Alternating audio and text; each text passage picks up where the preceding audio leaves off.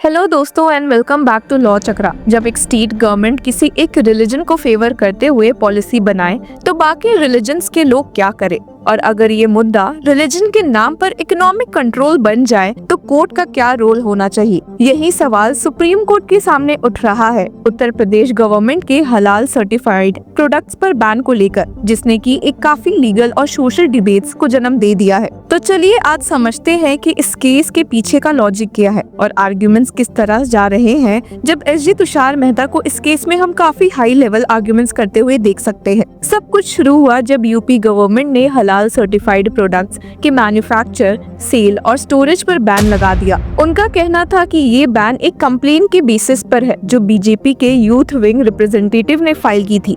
Complain ये थी कि हलाल certifying bodies fake certificates issue करके मुस्लिम्स के बीच सेल्स बूस्ट कर रहे हैं। अब कई लोगों को शक था कि यूपी स्टेट गवर्नमेंट ने सिर्फ ऐसा इसलिए किया है क्योंकि वे एक पर्टिकुलर रिलीजन को हमेशा से ही फॉरवर्ड करना चाहते हैं और एक दूसरे को हमेशा से पीछे। हालांकि इस केस की हियरिंग के दौरान सॉलिसिटर जनरल तुषार मेहता ने यूपी स्टेट गवर्नमेंट की ओर से मौजूद होते हुए बहुत ही सरप्राइजिंग बातें कोर्ट के सामने रखी है जो सुनकर आपके भी होश उड़ जाएंगे। उन्होंने कहा कि हलाल सर्टिफाइड प्रोडक्ट ज्यादा महंगे होते हैं और ये मुद्दा उठाने की जरूरत है क्योंकि पूरी कंट्री महंगे हलाल सर्टिफाइड सामान क्यों खरीदे, सिर्फ कुछ लोगों की डिमांड की वजह से। हियरिंग के दौरान सॉलिसिटर जनरल तुषार मेहता ने ये भी बोला कि सिर्फ प्रोडक्ट्स महंगे होने के बावजूद भी इसका स्कोप इतना ज्यादा बढ़ गया है कि मीट के अलावा सीमेंट, सरिया और यहाँ तक कि पानी की बोतल्स भी हलाल सर्टिफाइड है। जी हाँ, आपने सही सुना। Supreme Court bench of justices B R. Gavai और ए.जे. मशी को शॉक करते हुए एसजी ने कहा कि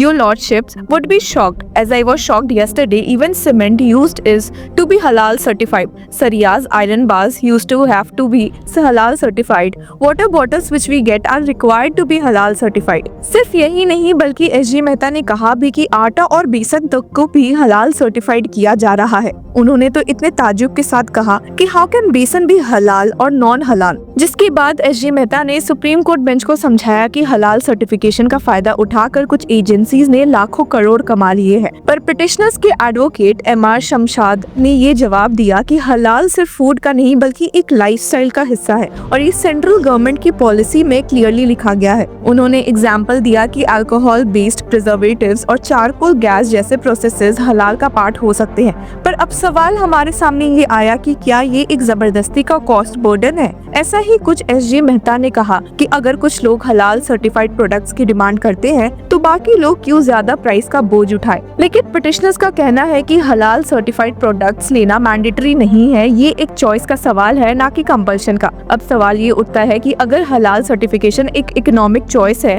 तो उसे रिलीजन के प्रिज्म से देखना कितना ठीक है। क्या ये बैन एक बायस्ड पॉलिसी है या एक जरूरत थी। सुप्रीम कोर्ट ने इस केस की हियरिंग मार्च 24 के लिए अब पोस्ट कर दी है। आपको बता दें कि मामले की शुरुआत होती है नवंबर 18 को, जब उत्तर प्रदेश गवर्नमेंट ने हलाल सर्टिफाइड प्रोडक्ट्स के मैन्युफैक्चर, सेल और स्टोरेज पर तुरंत बैन लगा दिया था। बैन का जस्टिफिकेशन दिया गया कि कुछ हलाल certifying boards forced certificates issue कर रही है सेल्स बढ़ाने के लिए। ध्यान देने वाली बात यह है कि ये बैन सिर्फ उत्तर प्रदेश के अंदर के प्रोडक्ट्स पर लागू होता है, एक्सपोर्ट प्रोडक्ट्स इससे एग्जेम्प्ट है। नोटिफिकेशन में लिखा हुआ था कि in compliance with section 30 subsection 2D of the food safety and standards act in exercise of the authority vested in section 30 subsection 2A of the said act in view of public health food with halal certification is being banned within the limits of Uttar Pradesh. A ban is imposed with immediate effect on the manufacture, storage, distribution and sale of products except food produced for export to the exporter.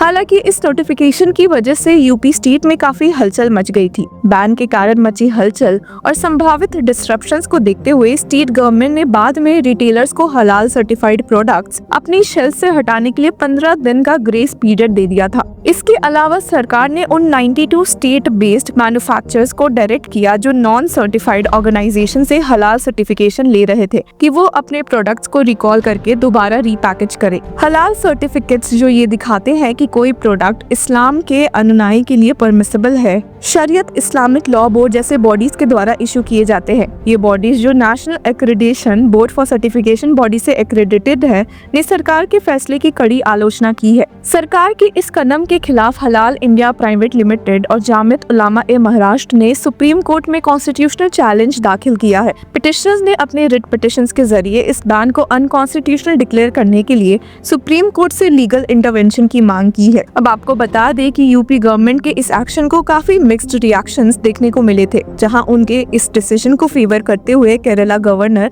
Arif Mohammad ने state किया था कि हलाल पे ban का मतलब कोई ये कह रहा है आपको कि आप जो भी लोग खाते हैं उसमें आप हलाल मत करिए। एक बिजनेस के लिए उसका जो इस्तेमाल है वो भी अनऑथराइज, तो उसको तो आपको सरकार को ये अधिकार देना पड़ेगा कि वो मार्केट को रेगुलेट कर सकते। क्या कोई ये कह रहा है आपको कि आप अगर हलाल गोश्त खाना चाहते हैं तो उसे हलाल मत करिए? क्या ये कह रहा है कोई आपको? ये सवाल इस तरह नहीं होने चाहिए कि जिससे जनता में भ्रम पैदा हो। ये नहीं कहा जा रहा। हाँ, उस नाम से एक मेरा ये विषय नहीं है बोलने का, लेकिन मैंने सिर्फ इसलिए कहा क्योंकि धार्मिक भावनाएं जुड़ जाती हैं और फिर इस सवाल से ऐसे लगेगा जैसे कोई हलाल करने पर कोई पाबंदी लगा रहा है। वैसा नहीं है बिल्कुल भी। हाँ,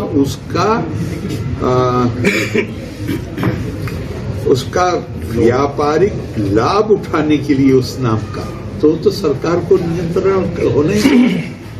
दुनिया में हर जगह पे वो संस्थाएं जिनका सर्टिफिकेट, जैसे यूपी गवर्नमेंट ने भी क्या कहा है, उन्होंने कहा है कि जो विदेशों में जाने वाला सामान है उसको उन्होंने नहीं, चूंकि वहाँ रिक्वायरमेंट होती है, तो वो जो संस्थाएं होती हैं जो ये करती हैं वो सरकार से अप्रूव्ड होती है। यहाँ पे कोई अप्रूवल नहीं है।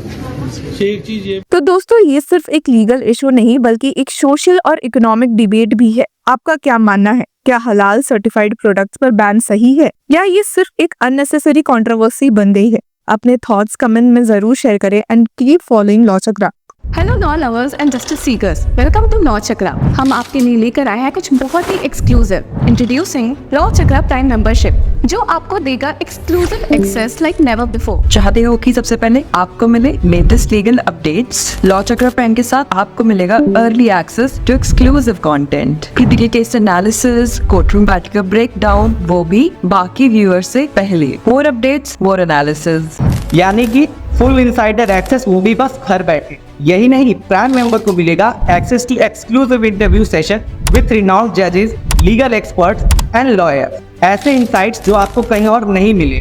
इसी के साथ अगर आप कभी सोचे कि हम कैसे लेकर आते हैं आपके लिए ये लीगल अपडेट्स, तो इसके लिए भी प्राइम मेंबर्स के लिए है हमारे पास एक special sneak peek behind the scenes of law chakra. Brainstorming session से लेकर ब्लूपर्स तक सब कुछ। In short, more content, more update and more analysis. Political legal controversies हो या इन डेप्थ लीगल सेशंस, सब कुछ आपको मिलेगा एट वेरी मिनिमल प्राइस। बनिए लॉ चक्र की प्राइम मेंबर और अनलॉक कीजिए full potential of legal knowledge. अभी ज्वाइन कीजिए।